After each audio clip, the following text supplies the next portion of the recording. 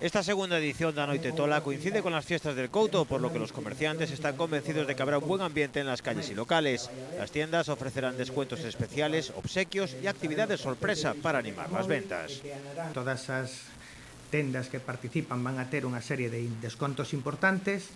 Repito, simplemente son uns descontos que se fan para esta noite.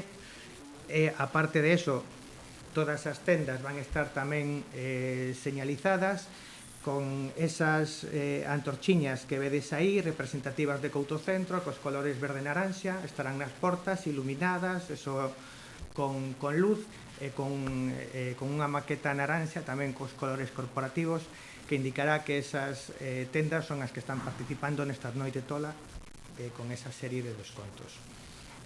Julio Prol, representante de los comerciantes de Couto Centro, aprovechó la presentación para manifestar su molestia con el Concello de Ourense por no colaborar con este tipo de actividades, después de haberlo hecho con otros centros comerciales abiertos de la ciudad. Se nos dice pues, que non hai cuartos para financiar as nosas actividades. Ou, bueno, primeiro se nos dice que sí, que é todavía peor, e despois se nos dice que non pode ser.